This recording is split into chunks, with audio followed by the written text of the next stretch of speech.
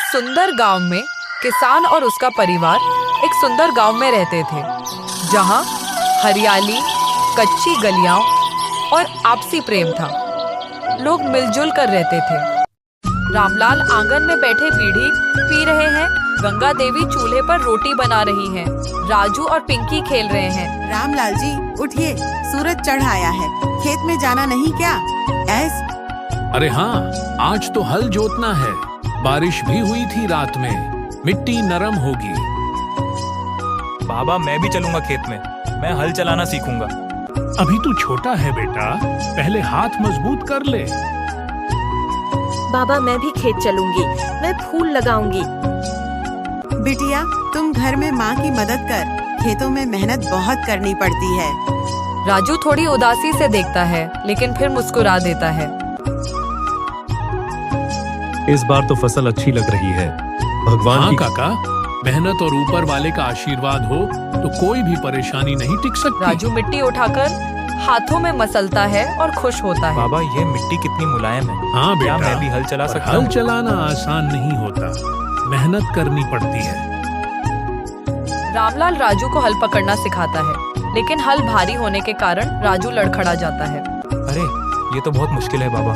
बेटा मेहनत से सब आसान हो जाता है। राजू और गुड्डू गांव के स्कूल में पढ़ाई कर रहे हैं। सुरेश सर पढ़ा रहे हैं। बच्चों, शिक्षा बहुत जरूरी है। किसान खेत में मेहनत करता है, लेकिन अगर उसके बच्चे पढ़ लिख जाएं, तो गांव तरक्की करेगा। सर मैं भी पढ़ लिख कर अपने गांव के लिए कुछ अच्छा करना चाहता हूँ। हाँ सर, मैं बड़ा होकर गांव का स्कूल मास्टर बनूंगा। शाबाश बच्चों, यही हौसला होना चाहिए। गांव के बड़े बुजुर्ग चौपाल पर बैठे हैं। शंकर चाचा पुरानी कहानियां सुना रहे हैं। बच्चों, मेहनत और ईमानदारी से किया गया काम ही असली सफलता है। चाचा मैं बड़ा होकर किसान बनूंगा और सबसे अच्छी फसल उगाऊंगा। और मैं डॉक्टर बनूंगी ताकि गांव में कोई बीमार न रहे। तभी गांव के सरपंच जी भी वहां आते हैं। शाबाश बच्चों, अगर हमारे गांव के हर बच्चे ऐसे सोचें, तो हमारा गांव सबसे आगे रहेगा। गांव में सालाना मेला लगा हुआ है। चारों तरफ रंग बिरंगे झूले, मिठाई की दुकानें, खिलौनों की दुकानें। गांव के लोग घूम रहे हैं।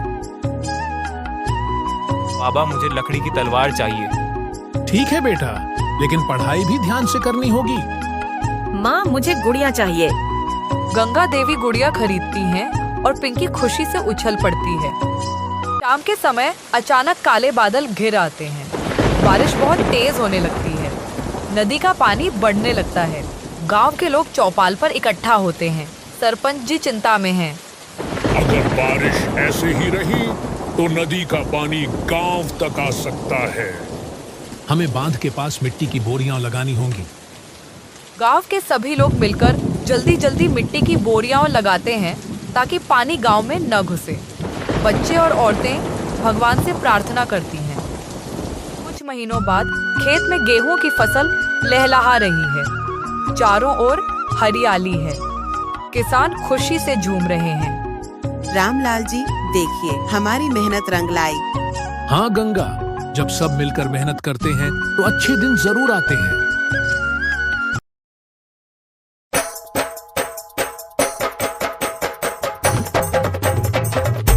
गांव में उत्सव मनाया जा रहा है। ढोल नगाड़े बज रहे हैं। बच्चे नाच रहे हैं। देखो गंगा, इस बार फसल बहुत अच्छी हुई। भगवान का शुक्र है, मेहनत कभी बेकार नहीं जाती। बाबा हमारी मेहनत रंग लाई। चारों तरफ खुशहाली का माहौल है। फसल तैयार हो चुकी है। पूरा गांव मिलकर कटाई कर रहा है। आज का दिन बहुत शुभ है। गांव की मेहनत ने रंग दिखाया। हंसते खेलते सभी लोग गांव में खुशी से रहते हैं। प्यार और अपनापन हर आंगन में जैसे बहते हैं।